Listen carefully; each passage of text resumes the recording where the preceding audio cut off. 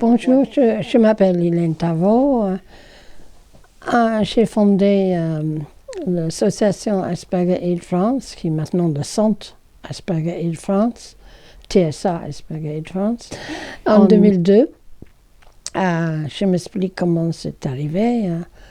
Comme mon accent le montre, je suis anglaise, j'étais en France et comme beaucoup de monde, j'avais un enfant qui était différent et je ne comprenais pas. À ce moment-là, il faut savoir que personne n'avait Internet, personne n'avait téléphone et si on ne comprenait pas quelque chose, on ne pouvait pas le rechercher. Et on pouvait juste aller voir le médecin local. Et le médecin local, si vous dites que vous avez un enfant différent, c'est comme maintenant, il va dire, mais madame, mais c'est peut-être vous. Alors, je ne savais pas, je savais que mon enfant n'était pas comme tous les enfants, mais je ne savais pas pourquoi. La chance dans tout ça, c'est que je suis anglaise et que j'étais documentaliste. Alors, j'étais habituée à la recherche. Alors, comme je ne comprenais pas mon fils, j'essayais de comprendre. Je pensais qu'il était sur l'autisme, mais les autistes étaient des personnes style Rain Man. Alors, je voyais bien que lui n'était pas Rain Man du tout. Alors, je ne comprenais pas. Vraiment, je ne comprenais pas et je ne savais pas. Alors, à ce moment-là, c'était le début des ordinateurs. Et j'avais la chance que, comme j'étais documentaliste, j'avais un ordinateur au travail, parce que pas tout le monde avait des ordinateurs. Mais moi, j'avais un ordinateur au travail. Et j'ai demandé à mon travail si je pouvais aller un samedi pour faire des recherches juste pour moi. Alors, j'ai recherché sur l'autisme. Et après un certain temps, j'ai tombé sur le syndrome d'Asperger. À ce moment-là, ce qu'on appelle aujourd'hui TSA était appelé le syndrome d'Asperger. La différence entre pour le syndrome d'Asperger, c'est un spectre, comme tout le monde sait. Et la différence entre un Asperger et les autres, c'est qu'ils n'ont pas de déficience intellectuelle. C'est-à-dire, ils sont, comme vous savez, tous intelligents. Ils ne sont pas tous super intelligents, mais ils sont tous intelligents. Ils ne sont pas les autistes déficientes. Alors, quand j'ai lu sur Internet qu'est-ce que c'était le syndrome d'Asperger, et j'ai commencé à comprendre que ça correspondait à mon fils, mais j'étais complètement étonnée parce que j'ai vu beaucoup de monde et j'essaie de comprendre et personne ne m'expliquait. Alors, j'ai passé l'après-midi, parce que mon fils avait déjà à ce moment-là 18 ans, et j'ai passé l'après-midi à pleurer, et après j'ai dit merde. Après j'ai dit, tout le monde va savoir qu'est-ce que c'est. Il n'y a pas de raison que... parce que j'ai pu lire l'information en anglais, mais en français, il n'y avait rien. Alors j'ai dit, il faut que tout le monde en France sache qu'est-ce que c'est le syndrome. Alors j'ai commencé par comprendre moi-même, c'est-à-dire j'ai lu sur Internet que Tony Attwood, c'était lui le spécialiste mondial du syndrome. J'ai vu qu'il donnait une conférence en Angleterre et je suis allée en Angleterre le voir et le rencontrer. En tout cas, les spécialistes mondiaux sur le syndrome. Et il avait écrit un livre. Il avait écrit un livre dessus en anglais. Alors j'ai commandé le livre. J'ai commencé à lire le livre. J'ai commencé à comprendre. Et après, j'ai lu un autre livre qui est écrit par Simon Bowen-Cohen, qui lui est psychiatre et mondialement connu sur l'autisme. Et j'ai commencé à comprendre. Et là, j'ai dit, il faut que en français, qu'il y a de l'information. Alors, j'ai acheté mon premier ordinateur, parce que personne n'avait un ordinateur en ce moment-là. Et très peu de monde avait Internet. Alors j'ai acheté mon premier ordinateur et j'ai dit, il faut faire une page web. Mais je n'avais aucune idée qu'est-ce que c'était une page web. Hein. Ça, c'était vraiment quelque chose. Et personne connaissait les pages web à ce moment-là. Très peu de monde. C'était fin 90 ? Début 2000 ? Fin 90 à ce moment-là ? Oui. D'accord. Oui, c'était avant l'association, oui. Oui. Et alors, j'ai vu qu'il y avait que je pouvais faire une page web. Alors, j'ai trouvé quelqu'un qui savait faire une page web pour moi, juste une page. Et j'ai marqué ce que j'ai traduisé des articles anglais. J'ai mis ça sur la page. Et après, j'ai commencé, j'ai mis mon numéro de téléphone et j'ai commencé à avoir des appels, des personnes comme moi. Alors, comme toi, c'est-à-dire des parents d'enfants qui ne trouvaient pas comme les autres, mais pas pour autant autistes, quoi. Oui, voilà. J'ai commencé à avoir des appels des parents qui avaient des enfants qui n'étaient pas comme les autres et qui n'étaient pas dans l'autisme sévère. Alors, je me suis dit, qu'est-ce qu'il faut faire maintenant? Alors, c'est là où j'ai dit, il faut faire un café Asperger. Alors, j'ai dû faire mes cafés Asperger au début 2005 peut-être, je ne me souviens pas trop bien. Mais j'ai commencé à faire un café Asperger et il y a des personnes qui ont pu faire une réunion café Asperger. Toujours au même lieu? Non, toujours au Père Tranquille? pas au Père Tranquille, à un autre endroit.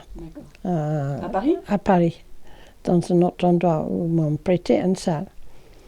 Et j'ai commencé à faire les premiers cafés sans vraiment savoir qu'est-ce que je faisais, parce que moi, je n'étais pas spécialiste. Hein. Mais plus que je faisais des cafés et discutais avec les gens, et plus que je lisais. Oh, il faut savoir aussi, j'ai oublié de dire ça, que j'étais allée en Angleterre avant tout ça pour rencontrer Tony Attwood. Et j'ai rencontré Tony Attwood et je me souviens comme aujourd'hui. Je me suis trouvée dans une salle, plein de gens qui connaissaient le sujet, mais des professionnels. Alors je dis, mais ici, je me trouve dans une salle avec beaucoup de professionnels qui connaissent le sujet. Et en France, il n'y a personne qui connaît. Alors, je dis, il faut vraiment faire quelque chose. Alors, j'ai vu Tony Attwood déjà là-bas.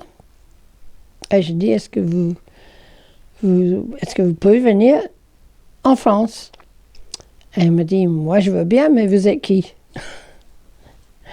Alors là, j'ai dit, je suis Autisme France, ce qui n'était pas tout à fait vrai. Désolée de ne pas avoir dissimulé que je n'étais pas, mais je ne savais pas comment me répondre, que j'étais toute seule. Alors, elle a dit, d'accord, écrivez-moi et je viens. Et alors, c'est là où je me suis dit qu'il fallait faire une association. Parce que je ne peux pas inviter Tony Attwood en étant rien. Alors, j'ai créé mon association avec des amis. Et puis après, je me suis dit, mais comment faire venir Tony Attwood? Alors, j'ai eu beaucoup de chance parce que j'ai une amie qui travaillait au Sénat qui dit, on peut organiser que vous avez une salle au Sénat. Wow. Je ne sais pas comment c'est tombé du ciel. Et j'ai organisé mon première conférence pour Tony Attwood. Et là, je ne sais même pas comment j'ai fait ça, parce que je n'avais pas de liste des gens. J'étais un peu toute seule à organiser une conférence. Alors, j'avais un nom pour le faire. Alors, avec mes amis, j'ai envoyé des choses partout, dans toutes les choses qui correspondaient à l'autisme. J'ai même fait de porte-à-porte. Dans les hôpitaux et tout ça, quand je voyais un médecin qui s'occupait des enfants, je mettais le papier sur la porte. Je ne sais pas très bien comment j'ai fait. Ça fait trop longtemps. Mais j'ai fait. Et la conférence était pleine et j'étais la première surprise. Et heureusement, parce que Tony Attwood n'est pas bon marché, comme on peut dire. Alors il fallait le payer, il ne faisait pas gratuitement. D'accord, donc tu as fait payer les places pour les visiteurs? Oui, j'ai fait payer les places et avec des paiement des places, j'ai pu faire payer Tony Attwood et le traducteur, parce que lui, il lit en anglais. Ah, mais disons, je ne sais pas comment j'ai fait. Si je devais faire aujourd'hui, peut-être je ne le ferais pas.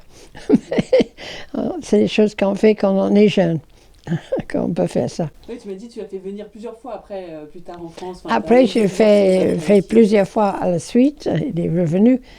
Mais c'était déjà plus facile parce que j'étais plus connue. J'avais des adresses, c'était plus facile quand je fais venir. Mais la première fois, on me dirait aujourd'hui organiser une conférence au Sénat sur un sujet qui personne ne connaît, je dirais impossible.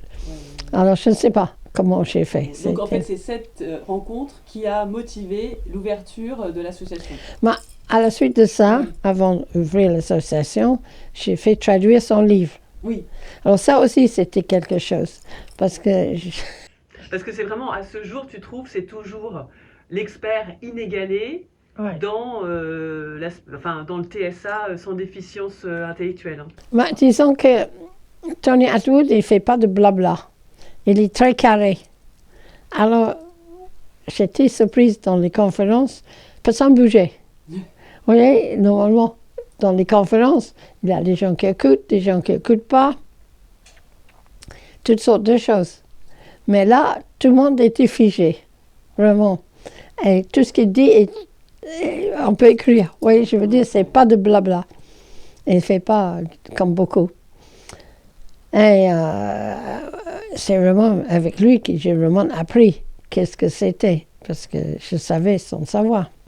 Même au café Asperger, je ne savais pas de quoi je parlais au début. Mais, il y avait pas parce qu'aujourd'hui, dans les cafés Asperger, mais tu en parleras plus tard, il y a des psychologues qui sont là. Oui, psychologue, et moi, quand même, après 20 ans, tu es venu un peu expert sur le sujet. Hein. Tony Attwood française. Mais comme... je pense que je suis Tony Attwood française, mais disons que je sais de quoi je parle maintenant. Mais au début, j'avais pas tellement de références. Hein. Et donc au début, c'était quoi Asperger Aid France au tout début? Est-ce que ça faisait les diagnostics comme aujourd'hui? Oh non. Alors au début, il y avait juste les cafés. D'accord. Après, j'ai fait traduire son premier livre. Voilà. Alors, je vais expliquer pour le livre. Parce que le livre aussi, c'était compliqué. Parce que je suis allée chez Duno. D'accord. Et l'éditeur de Duno, je crois qu'à la fin, il avait ras-le-bol. Parce que de me voir toutes les semaines chez lui. Parce que lui, il disait, mais Madame Tavo, pourquoi vous voulez traduire un livre qui personne ne connaît le sujet? Et je dis, mais monsieur, si vous regardez dans les autres pays, il est beaucoup vendu ce livre. C'est juste en France qu'il n'y a pas de vente parce qu'il n'est pas traduit. Mais ce n'est pas qu'il n'a pas de vente dans les autres pays. Mais en tout cas, je crois qu'il est d'accord pour traduire le livre parce qu'il avait ras-le-bol de me voir. En tout cas, il a fait ça. Et après ça, ah oui, j'ai commencé à me dire, mais c'est pour parler de tout ça, expliquer tout ça, mais les gens, ils vont où pour être aidés? Alors, j'avais un ami, j'ai un ami toujours, qui avait une maison avec une salle, avec une petite salle en bas, disons, avec une entrée séparée, avec une petite salle en bas. Alors, elle me dit, mais si tu veux, on peut faire un bureau là. Tu vois, pour recevoir les gens. Oh, c'était assez folklorique parce que la salle était très petite. Elle était au premier étage, vous voyez, je veux dire, c'était vraiment une maison. Avec une salle qui avait ouverture sur la rue, mais c'est tout. Oui, je veux dire, c'était tout petite. Mais, en tout cas, elle a dit, d'accord, on va la faire là. Alors, c'est comme ça qu'on a commencé. Alors, bien sûr, j'avais la salle, mais je n'avais pas de psychologue. Un petit détail. Et dans l'ambition de faire juste les diagnostics, juste les diagnostics, déjà les diagnostics ou les soins, Non, juste le diagnostic, à ce moment-là. Mais, disons, alors, au début de tout, j'ai trouvé une psychologue irlandaise mais elle ne connaissait pas bien non plus. Mais disons, elle connaissait au moins les autistes. Elle était en France à ce moment-là. Alors je dis, est-ce que vous pouvez faire? Mais elle dit, d'accord, mais elles étaient style, je regarde la personne et je dis, c'est les autistes. Ah oui. Parce qu'il faut dire qu'il n'avait pas de normes de diagnostic. Maintenant, il y a des tests, il y a des normes, il y a beaucoup de choses. Mais à ce moment-là, il n'avait rien. Ouais, donc parce qu'actuellement, c'est par exemple la DOS, l'ADI. Oui, et Finlande, plein de tests différents. Mais à ce moment-là, elle n'avait pas tous ces tests-là. Alors moi, je l'avais pris cette fille juste parce qu'elle travaillait avec les autistes. Mais disons que personne ne connaissait nulle part. Alors elle a travaillé pour moi un certain temps. Alors on commençait avec ma page, avoir des personnes qui venaient vers moi. Et j'ai dit, venez, on va faire un diagnostic. Ce n'était pas vraiment un diagnostic, c'était une page dans laquelle elle décrivait que la personne pensait qu'elle était autiste. D'accord? Et on a fait ça un certain temps. Et après, mais elle est restée un an, un à 2 ans, je ne me souviens pas trop bien. Et après, elle est partie. Alors je dis, il faut que je trouve un autre. Alors j'ai trouvé une psychologue française, cette fois-ci. Mais elle aussi, personne ne savait faire un diagnostic. Ce n'était pas juste elle. Elle me dit, mais je cherche partout pour comprendre, pour essayer de comprendre comment faire, mais il n'y a personne qui peut me guider parce que personne ne sait. Et même Tony Attwood, il n'avait pas donné des tests de l'anglais. Tony Attwood, dans la langue, je ne sais pas comment il fait maintenant, mais à ce moment-là, il regardait la personne et disait qu'elle était autiste. Aussi, hein, parce que j'ai vu faire... il a fait quelques diagnostics quand il est venu en France et j'ai vu comme il l'a fait. Mais lui, comme c'était l'expert mondial, il avait un peu plus de poids. Je veux dire. Mais il ne faisait pas des tests. Hein. Maintenant, c'est très différent maintenant. Et elle ne savait pas comment faire des tests non plus. Mais en tout cas, on a fait comme ça. On a fait comme on a pu. Et puis, tout doucement, c'est amélioré, parce qu'elle a travaillé pas mal de temps avec moi. Elle essayait de se renseigner. Et puis, à l'extérieur, c'est commencé à avoir plus de renseignements, plus de choses à faire. Alors, on a pu, tout doucement, on a évolué, d'accord, dans les tests, dans tout. Et maintenant, c'est assez perfectionné. Hein. On fait toujours ce qu'on appelle les pré-diagnostics, mais c'est vraiment des tests.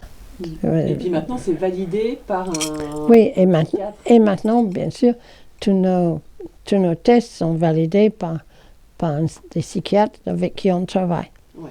Mais ils travaillent avec nous parce qu'ils savent qu'il est... Alors, c'est des pré-diagnostics d'une trentaine de pages.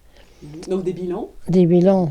Oui, on appelle ça des pré-diagnostics. Pré-diagnostics parce que c'est avant le diagnostic, parce que c'est que le médecin qui peut faire un diagnostic. Mais c'est pour l'aider à faire le diagnostic, parce que les psychiatres ne font pas les pré-diagnostics.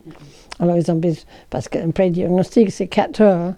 Les psychiatres ne vont pas passer 4 heures à faire ça. Alors, ils ont besoin d'un document. Souvent, j'explique aux gens, c'est un peu comme si vous avez un bras cassé. C'est le médecin qui va dire que vous avez un bras cassé, mais qu'on est là à la radio. Oui, oui. Et notre pré-diagnostic, c'est un peu comme la radio. D'accord? En tout cas, maintenant, ils sont... Alors, on n'est pas encore là parce qu'après un certain temps, on a dit que notre petite pièce était un peu petite parce que c'était un peu folklorique quand même. On était au premier étage, le psychologue était en bas. C'était vraiment très folklorique. Et donc, ils entendaient, c'était du bouche à oreille par les cafés Asperger, par la page Internet, parce qu'elle n'avait rien déjà. Parce qu'elle n'avait rien. Donc c'était la page toujours Asperger de France. Ouais. D'accord. Mais juste une page. Après, on a fait un site, après on a évolué. Alors après, on se dit qu'il fallait quand même trouver un autre local parce que je ne peux pas continuer dans cette maison. Alors on a trouvé notre local à Alfortville où on a trouvé d'autres psychologues. Il est beaucoup plus grand, il y a beaucoup plus de place. Et on fait 3-4 bilans par semaine avec un neuropsychologue qui sait très bien ce qu'elle fait, qui fait très, très, très bien les bilans. Et après, on fait valider par les psychiatres avec qui on travaille à l'extérieur. Et on fait aussi, bien sûr, on a maintenant 8 psychologues. Et on fait aussi des prises en charge individuelles. Alors, je voulais déjà, parce que là, j'ai expliqué comment j'ai créé l'association, mais pour les gens à l'extérieur, j'aime bien expliquer de quoi il s'agit. Ces personnes-là, les personnes... alors, il faut savoir que l'autisme, c'est un spectre. D'accord? Il y a des autistes sévères et des autistes pas sévères. Mais c'est toujours de l'autisme. Et ce qu'on appelle maintenant le TSA, mais avant on appelait le syndrome d'Asperger, c'est les autistes qui n'ont pas de déficience intellectuelle. C'est-à-dire, après, ils sont normalement les personnes chez nous, la plupart ils vont à l'école, ils font des études, ils peuvent être même brillants ou pas, et ils peuvent avoir un travail ou pas. Oui, donc même au sein du spectre, même au sein du Asperger, il y a même un spectre. Un mini-spectre, quoi. C'est ça pourquoi ils appellent ça.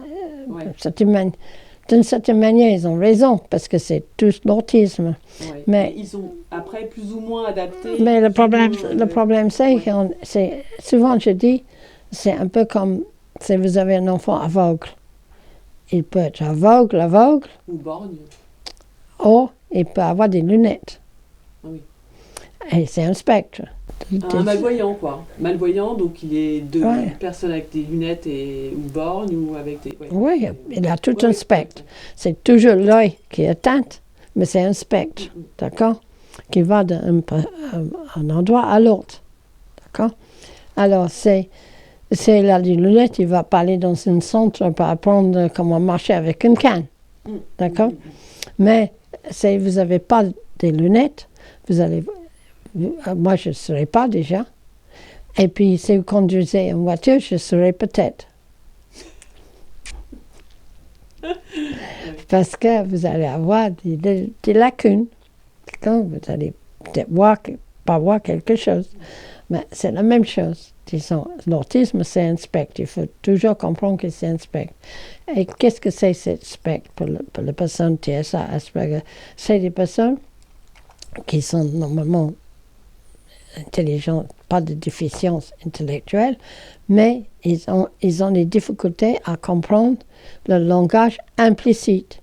Et c'est ça que j'aime bien expliquer à tous les parents, parce que vous pouvez aller chez les psychologues, psychiatres, tout ce que vous voulez, personne n'explique. Et qu'est-ce que c'est le langage implicite?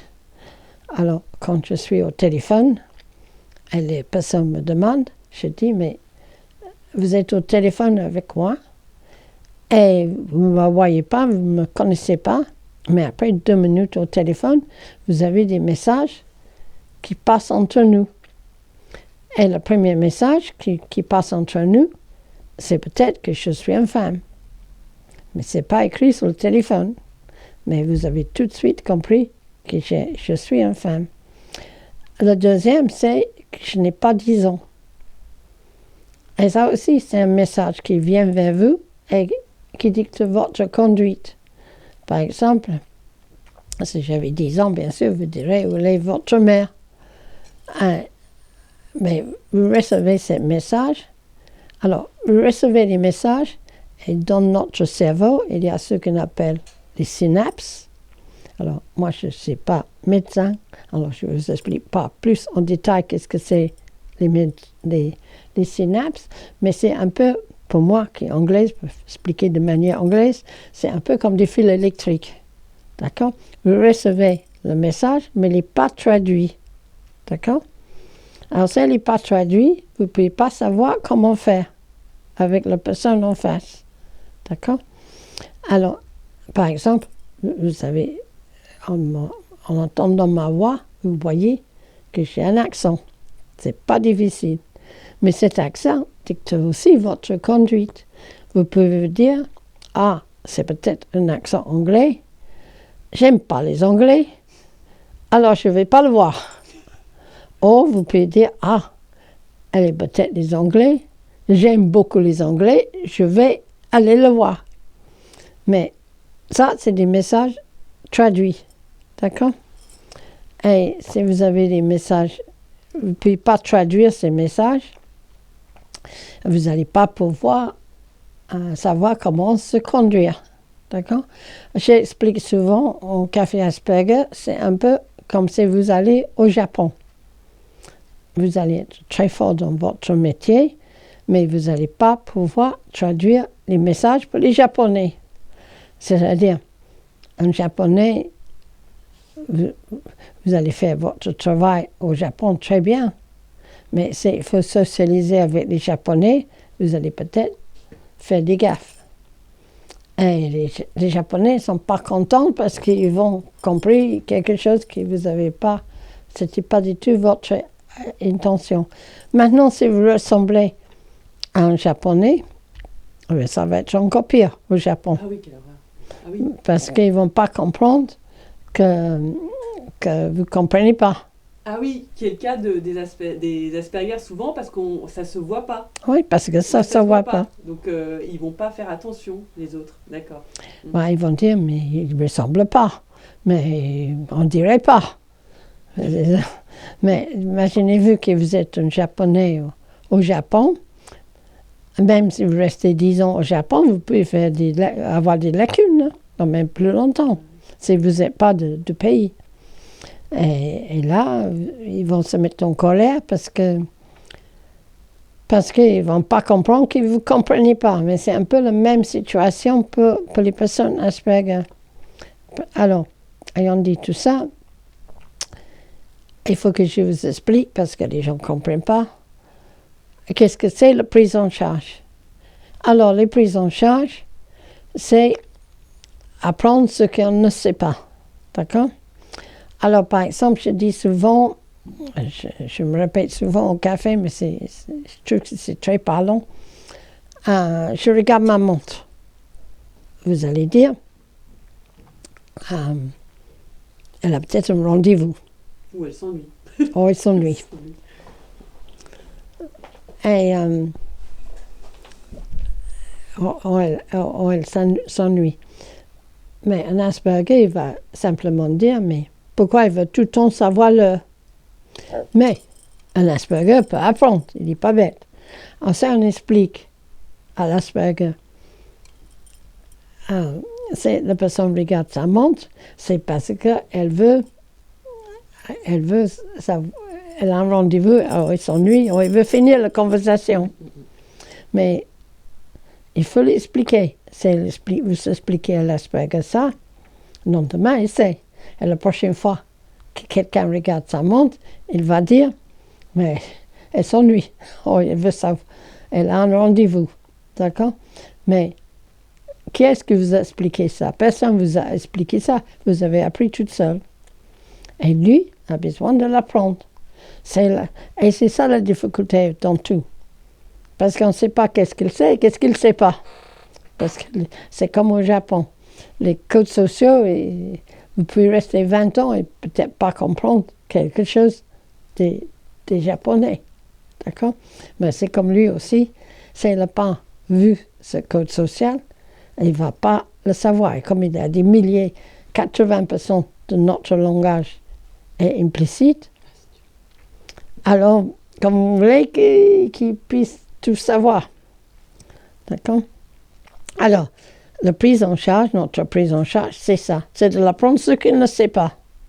Par exemple, il n'y avait pas longtemps avec une de nos psychologues où j'ai assisté. Et il était juste avec 3 Asperger. Et il fallait l'apprendre à l'Asperger comment poser une question. On n'imagine pas que poser une question peut être compliqué pour un adulte. Hein. C'est des adultes qui avaient le travail, tout ce qu'ils voulaient. Mais maintenant, moi, je pose la question à vous. Et je dis, est-ce que tu veux venir chez moi? Alors, je peux dire, s'il te plaît, tu veux venir chez moi, j'ai besoin de l'aide. Et je peux vous dire, venez chez moi. Alors, je peux dire, pourquoi vous ne venez pas chez moi? Et votre retour est différent. Un Asperger ne sait pas la différence, mais il peut l'apprendre. Ah oui, c'est pour ça qu'il est très influençable aussi. Ah ben oui, mais ça aussi. Ah bien sûr. Dangereux. Ça, alors, si un Asperger est pris en charge très, très jeune, il a beaucoup plus de chances d'avancer. Donc à travers des groupes d'habilité sociale, d'un côté, et d'un autre côté aussi peut-être une prise en charge psy pour... Bah, la prise en charge psy, c'est ce qu'on fait ici. Psy TCC, hein, ou ABA, enfin bref. TCC, hein, oui. Surtout pas... oui, oui, il faut, je vous explique qu'une prise en charge est très important qu'il soit TCC. Qu'est-ce que c'est? C'est la différence. Alors, il faut expliquer la différence. Psychoanalytique, c'est faute des parents. Et pourquoi il fait ça? Parce que dans sa jeunesse, etc., etc. TCC, c'est comment tu fais ça et comment faire le retour. Oui, je veux dire, comme avec les questions. Ça peut être comment on fait face à l'harcèlement, ou comment on fait un ami, simplement. Parce que vous avez des amis, mais vos amis sont tous différents. Donc c'est une approche clinique. Approche clinique, oui. Non, on appelle ça clinique. C'est le truc. Ouais. Il faut que je regarde cette mon définition. C'est technique cognitive comportementale. Oui, technique cognitive comportementale. TCC, oui. Technique comportementale. Non, technique cognitive comportementale. Ouais. C'est-à-dire, on prend des difficultés et on travaille sur les difficultés. Et, par exemple, un Asperger qui ne peut pas prendre le transport. Ça arrive souvent. Et qui a peur. Une personne psychoanalytique qui va dire, quand tu étais jeune, est-ce que tu as pris, est-ce que tu as un accident, tout ça. D'accord? Avec un Asperger, on va travailler sur les statistiques du transport. Et il va dire, ben, il n'a pas eu il a peu de chance, alors tu peux prendre le transport. Ouais. Ah ben c'est un peu comme dans Rainman, sauf que Rainman, normalement, il n'est pas Asperger, il est plus lourdement autiste, hein, je crois. Bah, c'est la même chose. Hein. D'accord. C'est toujours la même chose, c'est plus sévère, c'est tout. Hein. Okay. C'est-à-dire que quelqu'un comme Rainman, il ne peut pas circuler, il a des difficultés à être autonome. Mais une personne Asperger, elle a les mêmes difficultés, mais plus les synapses, je ne connais pas, parce que je ne connais pas la partie synapse. Parce que je ne suis pas médecin. Mais disons, ils sont moins affectés. Alors, il a certaines choses qu'il peut faire et pas faire. D'accord? Mais c'est toujours une histoire de comme une dame me dit l'autre jour, de ramification. J'aimais bien ce mot-là. Je trouvais que ramification, c'était très beau pour décrire, tu vois, parce que quand on dit n'importe quoi, je te montre un stylo. Tu vas dire, mais ce stylo, c'est le même que j'ai à la maison, avec qui j'écris, ou le même que j'ai jeté. Vous allez toujours faire ce qu'il appelle les ramifications. Mais un Asperger ne peut pas faire des ramifications. Il peut faire le stylo. Alors, bien sûr, le problème, c'est qu'il y en a qui sont légers, comme toujours avec les lunettes. Il y a des personnes qui ont des lunettes, ils ont juste besoin pour lire. Et il ne peut pas lire s'il n'a pas de lunettes. Et d'autres qui ont besoin pour conduire. On peut même être dans une pièce. Mais ils ne sont pas aveugles. Tu vois, ça veut dire que ce n'est pas la même prise en charge. Mais c'est évident que si tu as des difficultés pour bouger, même si tu es très malvoyante, tu as beaucoup plus d'handicap. Et c'est la même chose pour une personne Asperger qu'un aveugle, dans le sens que si tu laisses un aveugle sans prise en charge, mais est-ce qu'il va pouvoir marcher dans le métro? Et si tu laisses un Asperger sans prise en charge, mais lui aussi, il est très limité.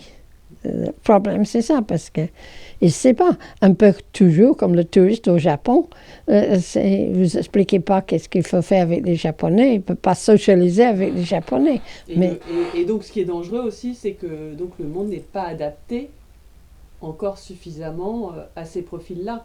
Bah, Ils sont mal reconnus. Le problème, c'est que c'est un handicap invisible voilà. pour les personnes TSA, léger, Asperger. Alors, comme c'est invisible, les gens confondent le syndrome avec, comme ils sont tous élevés avec Bettelheim et psychoanalytique, tout ce qui fait un enfant, c'est la faute des parents.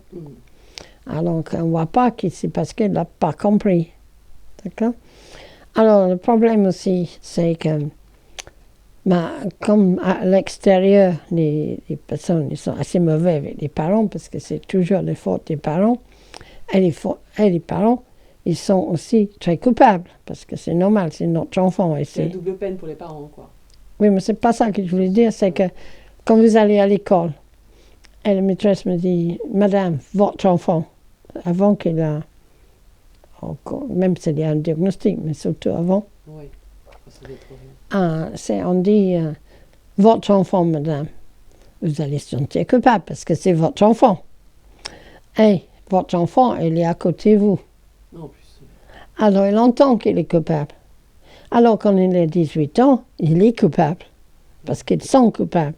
Parce que vous avez entendu, c'est un peu toujours pour comparer avec les touristes au Japon. Si vous dites, mais vous n'êtes pas bien parce que vous êtes anglais, ici c'est des japonais, et on n'aime pas les anglais, un truc comme ça. Mais vous n'allez pas beaucoup vouloir socialiser avec les japonais. Mais c'est la même chose. Alors qu'est-ce qu'on a après? On a des enfants qui à 18 ans, qui restent fermés chez eux. Ils font des phobies scolaires, ils restent chez eux, ils ne veulent pas sortir, ils ne veulent pas faire face, parce que c'est pas facile à faire face au travail aussi, parce que tout le monde va vous juger. Et on est toujours jugé, on est toujours mal. Même s'il existe des dispositifs pour ce type de personnalité-là, ça, ce que tu racontes, c'est que ça reste quand même compliqué pour les adultes et les enfants et les ados qui viennent au centre. Déjà, il n'y a pas beaucoup de dispositifs. Hier, j'ai eu une femme, elle va dans l'Institut catholique à Paris. Et elle est en conseil disciplinaire maintenant, parce qu'elle a dit des choses en classe. Je ne sais pas très bien qu'est-ce qu'elle a dit. Mais... Une professeure ou une élève? Une élève, mais elle est adulte, elle a 24 ans, comme ça. Peut-être pas, non. Ah, donc une étudiante alors? Étudiante. Oui, non, elle n'a peut-être pas 24 ans, elle est peut-être plus jeune. En tout cas, une étudiante. Hein. Elle n'est pas diagnostiquée? Oui, elle est diagnostiquée. Elle est diagnostiquée quand même. Oui, mais elle ne l'a pas mis en avant. Vous voyez, parce que... Ah, elle n'ose pas le dire? Mais elle a peut-être dit, mais elle n'a pas plus dit que ça. Et comme le problème, c'est, elle est comme beaucoup de monde, c'est-à-dire comme elle parle très bien, cette fille-là. Elle parle... En plus, une femme, ça masque encore mieux. Elle masque encore plus. Elle parle extrêmement bien. Elle est Asperger, mais disons, elle parle pancarte. Hein. Bah, oui. C'est dommage, on devrait faire des petits badges parfois. Oui, non, mais c'est vrai, mais pas tout le monde veut le porter aussi, parce que l'idée d'un jeune, c'est d'être comme les autres. Pas d'être différent. Apparemment, elle l'a dit à l'école, mais elle l'a dit, pas plus. Oui, je veux dire, elle n'a pas mis ça en avant. Et là, elle a dit des trucs en classe et se trouve en conseil disciplinaire. Qu'est-ce qu'elle a dit en classe? Je ne sais pas qu'est-ce qu'elle a dit, mais apparemment, c'était pas extrêmement grave. Il y a des choses sans filtre. Oui, parce que oui, je ne sais pas très bien qu'est-ce qu'elle a dit, mais... Là, ils sont obligés de prendre un avocat qui les défend au conseil disciplinaire. Et elle a déjà un certain âge. Hein. Oui. Et donc, mais ce que tu expliques aussi, c'est que l'énorme problème aussi, c'est que les institutions, il y a beaucoup, malgré les diagnostics maintenant, les efforts qu'on a faits, et même quand on est reconnu DPH et qu'on parle des aménagements, il reste encore plein d'écoles, des professeurs qui ne comprennent pas, qui ne savent pas. Je dirais la plupart. Parce que c'est un handicap invisible. Alors, comment on comprend que quelqu'un intelligent ne comprend pas? C'est ça le problème. Et, alors, mais ça, c'est avec elle. Je ne pense pas qu'elle a dit des choses très graves, mais elle a parlé franchement en classe. Je ne sais pas qu'est-ce qu'elle a dit. Mais j'ai un autre enfant qui, lui, était beaucoup plus jeune. À lui, il a carrément dit qu'il voulait tuer le prof. Alors là, tout de suite, vous voyez, des difficultés. Non, mais tout peut arriver. C'est ça pourquoi je vous dis, c'est très important, je dis à tous les parents, d'avoir un diagnostic à jour. Et dans les règles de l'art, qu'est-ce qu'un diagnostic? On rappelle les étapes, parce que parfois quelqu'un peut dire « Ah ben c'est l'ergothérapeute qui nous a diagnostiqué, ou le psychomote, ou tout non, ça. » Un diagnostic doit... Qui est habilité à le faire et comment ça se fait? Ça doit être fait par... Il faut un bilan diagnostique, par quelqu'un qui connaît l'autisme. D'accord? Parce qu'il faut faire la dose, l'ADI et un bilan. Sérieux. Normalement, c'est un neuropsychologue qui fait ça. Il faut encore le trouver. Après il faut qu'il soit à tout prix validé par un médecin, parce que s'il n'est pas validé, ça ne vaut pas grand-chose. J'ai eu des cas de semaine, il y a eu 2 dans la semaine qui n'étaient pas validés. Alors, ça ne vaut rien. Il faut savoir pour les plus petites, parce que c'est dramatique ce qui se passe en France, parce que pour les enfants plus jeunes, ils enlèvent les enfants 1 ou 2 par semaine. Ah oui, donc ça, ce que tu veux dire, c'est parce que c'est des enfants pas diagnostiqués, et les organismes auprès d'eux, donc ça veut dire que ça peut être les écoles autour d'eux, peuvent méprendre une scène en disant le parent est maltraitant envers l'enfant, et donc on va faire une information préoccupante. Exactement, ils font des informations. Et ça peut être n'importe qui. Ouais, Des fois, c'est le médecin qui fait ça, parce qu'il ne connaît pas. Alors, si c'est le médecin, c'est encore plus grave, hein, bien sûr. Alors, ça peut être l'école, ou ça peut être l'assistance sociale, ça peut être... Alors, il dit, c'est une information préoccupante. Après, qu'est-ce qui arrive? Les services sociaux. Les services qui sociaux. Pas du tout. En fait, c'est le gros problème, c'est qu'ils ne sont pas du tout formés pour ça. Qui ne sont pas du tout formés. Ouais. La justice, terrible aussi. Disais, oui. Alors, mais c'est terrible parce que si on tombe pas sur quelqu'un comme moi, qui explique qu'est-ce qui arrive, c'est-à-dire qu'est-ce qu'il faut faire. Déjà, face à l'école, il faut mettre tout par écrit, parce qu'ils vont dire qu'ils n'ont rien dit. Après, il faut faire un diagnostic. Après, il faut qu'il soit validé par un médecin. Et après, il faut trouver un psychiatre qui connaît l'autisme. Ce qui n'est pas évident non plus. Tout ça, c'est galère. Donc, actuellement, on disait que dans les institutions, dans le public, c'est extrêmement long pour se faire diagnostiquer. Et chez Aspergeré, donc c'est quoi les process Pour le moment, on n'a que 2 mois d'attente. En ce moment, vous avez 2 mois d'attente. Parce que ça pouvait, à une époque, tu me disais c'était 3-4 mois, non? Ça dépendait. Non, ça n'a jamais été plus que toi. Donc 2 mois. Donc on s'inscrit. Et après, ça prend combien de temps? Donc vous avez après, il faut 2 mois pour faire le bilan. Parce que l'enfant et les parents, c'est quoi? C'est en une journée, en quelques oui, jours, alors il faut environ 2 mois, peut-être c'est beaucoup, 3 mois, mais normalement pas plus, pour avoir un rendez-vous chez nous. Après, une fois qu'on a le rendez-vous, il faut attendre 2 mois pour le neuropsychologue, qui puisse l'écrire, parce que c'est quand même... Ah, donc ça prend 2... Ah, d'accord, ce que tu veux dire, ça, c'est d'accord. Ah oui, donc ça peut être 4 mois entre le diagnostic et le... Oui. Voilà. Oui, parce que c'est quand même un bilan de 30 pages. Elle écrit très vite, mais quand même.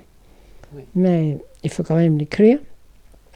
Et après, il faut pouvoir avoir un rendez-vous avec le psychiatre pour le valider. Alors, ça prend quelques mois. Alors, c'est sûr, quand c'est des enfants qui sont des urgences, j'essaie d'avancer les rendez-vous et tout ça, pour que ça passe plus vite. Mais c'est pas évident. Moi, je ne suis pas le psychiatre, ni le neurologue. Il faut du temps pour l'écrire quand même. Et vous en faites combien, des bilans par an, à peu près? On fait environ 3 par semaine. Ah, c'est énorme. Ah, c'est énorme. Et j'ai beaucoup de chance que j'ai un neurologue qui est très efficace. Ah, il n'y en a qu'une? Il y a une. Ah non, non, il y a un. Les autres psychologues, ils ne savent pas faire un bilan. Ah, d'accord, donc c'est un neuropsy. C'est un neuropsy qui fait ça, qui fait que ça.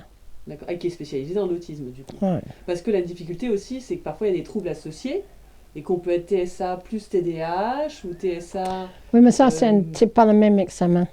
Le problème, c'est maintenant, c'est que tout le monde est diagnostiqué TDAH parce que c'est plus facile, et puis parce que ça traite avec les médicaments, parce que c'est hyperactivité, manque d'attention et tout ça. Et ils ne se rendent pas compte que la plupart de ceux qui sont TDAH sont aussi autistes. Et alors, ils voient ça. Disons qu'ils... Ouais, c'est dur. Ouais. Et aussi HP aussi, parce qu'ils sont très... Et puis parce qu'ils sont HP qui sont comme ça, mais ce n'est pas HP. Non, le TSA, c'est vraiment une difficulté de comprendre l'implicite. TDAH, elle n'a pas de difficulté. TDAH toute seule, qui n'est pas aussi TSA, n'a pas de difficulté de comprendre l'implicite. Mais par défaut, par définition, c'est pas toi qui me disais que de toute façon un TSA avait des problèmes d'attention très souvent. Un TSA était souvent TDA sans le H. Non, mais je dis que oui, TSA ou TDAH, hein, on peut être tout. Un peu comme tu peux avoir une jambe cassée ou un bras cassé. Souvent, il y a des TSA qui sont TSA plus éventuellement au TDAH ou TSA avec des problèmes de graphisme, de fonction exécutive. Dyslexie. Enfin, il y a pas mal de troubles qui peuvent être qui associés. Parlent avec. Mais disons, les autres troubles, c'est des troubles. On peut les gérer. Le TSA, c'est le plus grave parce que quand tu as un manque de communication... Oui, après, oui, c'est le problème. C'est vraiment le manque... Alors, il faut comprendre, parce que le problème aussi, c'est quand les enfants sont petits, le manque de communication est moins évident, parce que c'est évident qu'un enfant ne comprend pas tout. Alors, beaucoup de choses sont évidentes. Et ils pensent que quand il va grandir, ça va devenir plus facile. Oui. Donc tu peux parler de ça souvent, oui, on te fait des réflexions du type il va mûrir, ça va aller mieux comme si c'était une maladie, non mais c'est pas grave, il va grandir et puis tout va aller beaucoup mieux, etc. Et ils ne comprennent pas que l'autisme, la communication devient plus compliquée, c'est pas moins de difficultés. Alors si on est pris en charge, ça va, parce qu'ils apprennent. Mais si on n'est pas pris en charge, c'est pas parce qu'on grandit qu'on est mieux. On est mieux parce que... C'est exactement, vous étiez au Japon. Vous avez un enfant au Japon, il va comprendre un peu, mais quand il grandit, il ne va pas comprendre les difficultés en japonais s'il ne les a pas appris. C'est le reste avec un milieu français qu'il est au Japon et il n'apprend pas. Ce n'est pas parce qu'il va avoir 20 ans qu'il va comprendre mieux. Il faut qu'il mélange avec les autres, qu'on explique qu'est-ce que c'est les autres, qu'il comprenne les codes. Vous voyez, c'est la même chose. Alors que c'est un Asperger, il n'est pas pris en charge, on n'explique pas. Comme la question de poser une question. Tu vois, comme je vous expliquais tout à l'heure, ça peut être un autre thème. Ah oui, parce que, je ne sais pas si j'ai dit, avec les prises en charge individuelles, c'est la même chose que la prise en charge en groupe.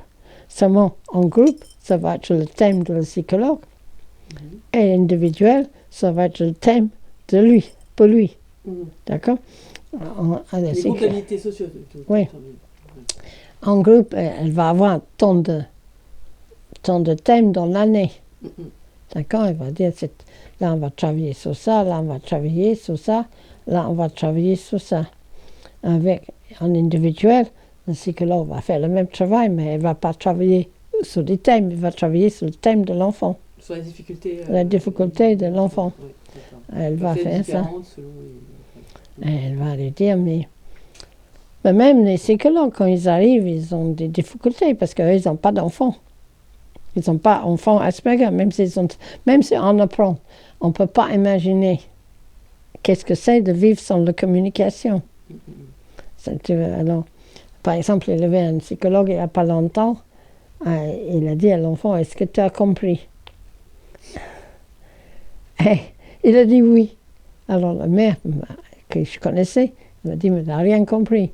Je dis, le psychologue, tu ne peux pas demander ce qu'il a compris. Il va toujours dire oui. Il va dire qu'est-ce qu'il a compris. C'est la japonaise, quoi. Oui, la japonaise. Il va dire... oui, donc sur comment... oui, il faut être explicite. Par exemple, je donne un autre exemple. Question ouverte aussi. Par exemple, on dit à un enfant, qu'est-ce que tu as fait aujourd'hui? Souvent les grands problèmes. Pourquoi il ne peut pas répondre à ces questions? Mais si je vous pose à toi la question, et je dis qu'est-ce que tu as fait aujourd'hui, tu vas pouvoir me répondre. Mais avant de me répondre, tu vas te poser des questions. Tu vas poser 2 questions dans ton cerveau. Tu vas dire qu'est-ce qu'elle veut savoir et qu'est-ce que je vais lui dire. C'est évident que si j'étais la belle-mère ou l'employeur, tu ne vas pas répondre de la même manière que ça. Mais lui, il ne peut pas faire ça. D'accord? Alors, il peut très bien répondre à la grand-mère comme il répond à la copain. Parce qu'il ne peut pas faire ça, il faut faire tac, tac, tac, qu'est-ce qu'elle veut savoir, à qui je parle et qu'est-ce que je réponds. Et c'est, comme le disait la dame l'autre jour, les ramifications qu'il ne peut pas faire. Donc, comment on fait pour s'adresser, poser des questions à quelqu'un qui est TSA? Il faut dire pas qu'est-ce que tu as fait aujourd'hui, est-ce que tu as fait mathématiques aujourd'hui? Poser des questions fermées. Oui. Si tu dis à l'enfant, est-ce que tu as fait mathématiques ou autre chose? Aujourd'hui, là, il répond tout de suite. Et il ne va pas forcément dire s'il a aimé ou pas, non? Si, peut-être, parfois? Non, mais tu n'as pas demandé si elle aimait. Oui, bien sûr. Mais... Tu as dit qu'est-ce que tu as fait. Si on veut qu'il parle de sa journée, etc., là, ça va être compliqué. C'est compliqué. Ou alors on peut dire avec qui tu as déjeuné à la cantine aujourd'hui, si on veut savoir. Par exemple, il faut poser des questions fermées. Est-ce que c'était bon ce que tu as eu à midi? Ou qu'est-ce que tu as eu à midi? À déjeuner. Chose fermée. Il ne faut même pas dire qu'est-ce que tu veux manger. Tu veux manger un pomme en poids, il veut répondre. C'est dit qu'est-ce que tu veux manger, mais peut-être il ne sait pas. Ah oui, bien sûr, ça, oui, je comprends. C'est compliqué. Est-ce que tu veux aller en vacances à la plage? Moi, je dis ça à toi. Toi, tu vas me dire oui ou non. Tu vas dire oui, si tu as envie de soleil, plage et bateau, parce que tout de suite, tu vas visualiser la plage. Lui, il ne peut peut-être pas savoir, parce qu'il ne visualise pas ça. Alors, il ne sait peut-être pas s'il a envie d'aller à la plage ou non. Après, la mère va se disputer. Pourquoi tu ne peux pas me répondre si tu as envie ou pas? Comprends? Ouais, donc on peut poser une question du type est-ce que tu préfères aller à la plage ou à la piscine aujourd'hui? Même ça, c'est compliqué. Hein? Ah bon? Mais la plage, c'est la piscine, il connaît, il va souvent. Il est habitué à aller à la piscine, mais ce n'est pas un problème. Il va une fois par an à la plage, c'est peut-être compliqué, oui, je veux dire. Ça, qu'est-ce qu'on peut faire aujourd'hui donc, pour essayer d'améliorer? Qu'est-ce qui a amélioré? Il y a tout amélioré en fait. C'est déjà, il faut... La formation peut-être au niveau public, des écoles. Ça déjà pas mal, c'est les universités avaient plus de formation. D'accord. Parce qu'il n'y a pas de formation sur le sujet, il n'y a pratiquement pas. Alors, je ne sais pas comment ils peuvent imaginer qu'il y a des gens qui peuvent être dans les écoles, dans les trucs, parce qu'il n'y a pas de formation. Alors, les formations dans l'université, dans tous les sujets, dans l'enseignement, dans les services sociaux, dans tout, il doit savoir. Et pour le moment, il n'a rien. Il n'a même pas pour les psychologues. Hein. Ah oui. Et pour les psychiatres, on ne parle pas. Alors, il faut savoir que la plupart des psychiatres ne connaissent pas du tout l'autisme. Ils pensent à l'autisme Rainman. Ouais. Ou les médecins généralistes qui devraient les médecins généralistes, un minimum, ou les pédiatres. Tous. D'accord. Et aujourd'hui, à partir de quel âge est-ce qu'on peut se faire diagnostiquer? Parce que j'ai l'impression que ça... Chez nous, on dit à partir de 4 ans. Oh, c'est bien. Parce que avant 4 ans, on ne sait pas si c'est l'enfant qui n'est pas formé. Oui, avant 4 ans, tu peux dire, un enfant peut très bien pas comprendre pourquoi un chien n'aime pas qu'il ait mis sa voiture dans sa boîte. Oui, je veux dire. j'aime ma voiture, pourquoi le chien n'aimera pas ma voiture? Après, à partir de 4 ans, il commence à raisonner que le chien préfère manger un os que regarder sa voiture. Mais c'est que à partir de là. Au moins pour le TSA syndrome. Disons, quand c'est l'autisme plus grave. Mais même, ce qui est grave, moi, je trouve, c'est que même pour l'autisme qui est beaucoup plus lourd, il n'y a pas beaucoup de diagnostics. Hein. L'autre jour, j'ai reçu une petite fille, elle avait 6 ans.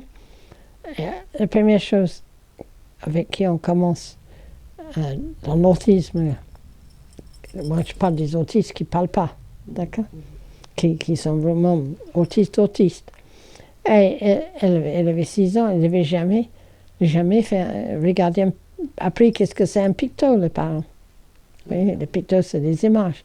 Les enfants comprennent beaucoup mieux les images que les paroles. C'est les paroles qui posent problème. Même, on utilise souvent les social stories, les histoires pour les faire comprendre. Oui, je veux dire, pour les Asperger même. Ils comprennent les images, mais ils ne comprendraient pas les paroles. C'est les paroles qui posent un problème. Alors, elle n'avait jamais fait des pictos.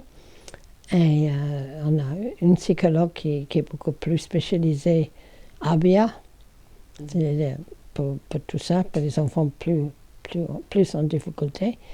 Elle m'a montré il n'y a pas longtemps sa mère qui avait écrit, parce que les parents ne comprennent pas aussi, parce qu'il y a aussi la formation pour les parents qu'il faut faire. Pour bien faire, pour la prise en charge, il faut que les parents soient aussi formés pour les enfants. Mais tout ça, c'est payant, c'est pas toujours évident. Mais, et puis c'est dur quand c'est ses enfants quand même. Hein.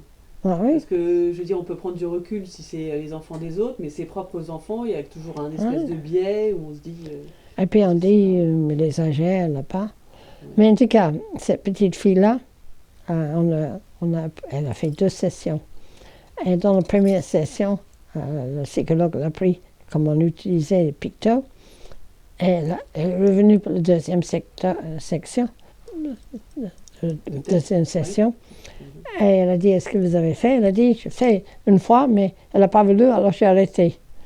Alors elle a dit, elle a insisté, elle a dit, si vous faites juste une fois, ça ne va pas. Il faut faire tous les jours, insistante. Et puis, après, elle a écrit une lettre. 3e fois, c'était pas long, pas beaucoup de fois après. Elle a dit, vous avez changé ma vie. Ma fille a dit la première phrase aujourd'hui. Ah, magnifique. C'était très joli comme lettre. Oui, super, d'accord. Des choses comme ça, mais ce qui est grave, c'est que tous ces enfants, de manière ou l'autre, peuvent être aidés, mais ils ne sont pas aidés. Et si on n'est pas aidé, on ne peut pas évoluer. C'est ça qu'il faut comprendre. Et puis ça peut être catastrophique parce que ça peut mettre vraiment dans l'échec, quoi. Les personnes dans l'échec. Il y a dans l'échec, il y a ceux qui n'ont pas de travail du tout. Il y a certainement beaucoup d'SDF dans la rue qui sont d'Asperger parce que ils sont compris. Et, il y a beaucoup dans les prisons. Il faut savoir qu'en Angleterre, il y a une prison pour Asperger. Oh. Oui. Bah, c'est déjà bien qu'il y ait en prison pour Asperger, parce qu'ici, ils sont mélangés avec tous. Il faut savoir qu'il y a un Asperger et très naïf. Souvent, quand les personnes me demandent est-ce qu'il faut faire un diagnostic pour un adulte, je sais pas. Je leur dis, mais vous savez, vous donnez un paquet à votre fils et vous dites de traverser la rue de Paris avec le paquet. Il va peut-être jamais demander qu'est-ce qu'il y a dans le paquet. Et si un policier l'arrête, il y a un pistolet dans le paquet, il ne va jamais croire qu'il ne savait pas qu'il y avait un qui était dans le paquet. Alors, un diagnostic protège. C'est en justice, il pense qu'il n'a rien. Mais il est coupable. Ouais, donc c'est important. Donc même adulte, s'il y en a qui sentent qu'il y a quelque chose qui ne va pas, un diagnostic peut aider. Et une prise en charge après sous forme éventuellement de groupe d'habilité sociale ou de suivi. Les adultes, c'est les deux qui sont importants. Non, mais c'est sûr, il ne peut pas évoluer comme un enfant. peut pas attendre des miracles. C'est un peu comme si vous allez toujours au Japon et vous n'avez jamais fait ça. Vous n'allez pas évoluer comme un enfant au Japon. Mais un diagnostic, déjà, ça le protège. Déjà, à son travail, il veut le mettre à la porte, ce qui arrive très souvent. Ben, il est protégé, oui, je veux dire. Et puis, il fait autre chose. Il est protégé contre l'extérieur. Il peut avoir un avocat qui peut le défendre. Un avocat ne peut pas le défendre autrement. Ben, il peut le défendre toujours, mais... Oui, je veux dire, comment prouver qu'il ne savait pas qu'est-ce qu'il avait dans le paquet. Et après, est-ce que les juges, ils sont sensibles? Ça dépend des juges, après sur les... Ben, ça dépend de beaucoup de choses. Les gens qui s'échappent, ils ont beaucoup de chance. Déjà, ils sont tombés sur moi. C'est pas que je me donne des plumes. Mais comme disait un psychologue l'autre jour, je dis qu'il n'y a pas beaucoup de gens qui répondent au téléphone. Elle a dit, non, je dis pas beaucoup de gens qui expliquent au téléphone. Oui. Et elle m'a dit, il n'y a même pas beaucoup de gens qui répondent au téléphone. Et c'est vrai, ils vont où? Quand vous avez une difficulté avec un enfant, tu vas où pour chercher l'aide? Tu vas chercher l'aide pour mettre des pattes, te donner des bâtons pour vous faire battre. C'est un peu ça. Alors, il y a ça, et puis après, il faut trouver l'avocat comme il faut. D'accord? Parce que ça, c'est pas évident. Il n'y a pas de gens qui connaissent le sujet. Et, non, il faut déjà avoir un diagnostic, savoir où aller faire un diagnostic avant tout ça. Et chez nous, c'est assez court. Ailleurs, c'est 2 ans. Alors, si tu n'as pas de diagnostic, tu n'as rien. Et après, il faut trouver l'avocat. Il y a beaucoup de critères qui échappent. Et donc, sachant qu'on précise bien que vous êtes une association, mais que vous n'êtes pas financé pour l'instant, quoi que ce soit. Donc, les diagnostics sont payants quand même. Hein. Ah ben, c'est payant parce que moi, je n'ai pas encore trouvé des psychologues bénévoles. Oui, voilà, exactement. Mais au moins, on est sûr que c'est validé et que c'est dans les règles de l'art, ce qui est le plus important. Alors, c'est ça qui est triste aussi. Je comprends que pas tout le monde peut payer un diagnostic. Mais il y a des manières d'avoir des aides aussi pour le diagnostic, mais il faut avoir le temps. C'est ça le problème. La MDPH, par exemple, pourrait proposer de l'aide? Non, parce que pour les saisir, il faut avoir un diagnostic déjà. Ouais. Non, mais en Amélie, là, tu sais, oui, il y a... je n'ai jamais fait, mais apparemment, par Amélie, il y a une manière d'avoir des aides. D'accord. Ouais. Mais, donc ça fait partie des séances de psy non, pas ça. Pas ça. Non, c'est des aides spéciales. D'accord. Mais je ne connais pas plus parce que je n'ai jamais fait. J'ai juste, on m'a dit ça. Et pour les prises en charge, on a des aides. Ouais. Une fois qu'il y en a c'est dans l'hôpital, et là c'est complètement saturé, c'est compliqué. Les CMP, c'est très compliqué, tu n'aimes pas trop. Mais CMP, il ne faut pas approcher parce que ça dépend desquels. Hein. La plupart, ils sont, disons, 95%, je dirais, ils sont psychanalytiques. Et c'est eux qui, la plupart des gens qui viennent avec des IP sur le dos, c'est le CMP. Alors, je ne dis pas qu'il y a des CMP. Des signalements, quoi. Ouais. Signalements, oui. Alors, je ne dis pas qu'ils sont tous comme ça. Heureusement qu'il y a quelquefois des changements, mais c'est plutôt vrai. Et idem, tu me disais de vérifier les psychologues dans les établissements scolaires, de vérifier si ils étaient freudiens ou non, parce que souvent ils le sont, et ça serait catastrophique. Pratiquement tous les psychologues dans le psychologue scolaire, ils sont freudiens. Oui, donc il faut éviter d'aller les consulter. Mais en libéral, il faut vérifier aussi. Ils sont donc il faut vérifier, il faut s'assurer c'est TCC ou ABA. Ouais, ABA, c'est pour les enfants plus petits et qui ont plus de difficultés. Ouais, et c'est plus cher en plus, parce que c'est des diplômes très compliqués, je pense, tu m'avais raconté. Oui, mais c'est quand même 2 ans de diplôme en plus. Ouais. Mais disons, c'est très très bien. Je regarde comme a fait une de nos psychologues, Aurélie. Tout ce placard, tout ça, je te montrerai. Je vous montrerai après, oui. Après, mais ils ont tous des tiroirs avec tu vois tous les tiroirs au fond là. Oui. Mais ils ont chaque tiroir et tiroir en bas aussi. Ils ont chaque parce qu'il faut beaucoup de renforcement, tu vois. Ah oui, je vois les émotions et oui aussi. Non, mais ça c'est rien. Mais je te montrerai après les choses dans les tiroirs. Parce qu'il faut beaucoup de choses, beaucoup d'équipements. D'accord. Parce qu'il faut beaucoup de renforcement. C'est pas la même chose qu'un Asperger. Mais c'est très efficace avec les jeunes qui ont des difficultés. Comme la petite fille, là. Imagine, avec 2 séances, elle a fait sa première phrase. Sa mère était trop contente. Mais ouais, vous avez une fille qui ne parle pas, elle dit une phrase, on ne revient pas. Mais disons qu'ils évoluent vachement. Mais ça, c'est plus une prise en charge pour les plus petits qui ont plus de difficultés. Le reste des TCC, c'est dérivé de l'ABA. C'est toujours une histoire. Un Asperger ne peut pas comprendre qu'on ne fait rien pour rien. Disons que moi, je dis à quelqu'un d'autre, mais il faut faire ça, va faire plaisir à ta mère, ou avec ton professeur, tu vois, avec bonne note, tout ça, ça ne marche pas, parce qu'il ne comprend pas. Mais si on dit, si tu fais ça, il y a ça, il va faire. Il comprend la finalité, mais il ne comprend pas le pourquoi.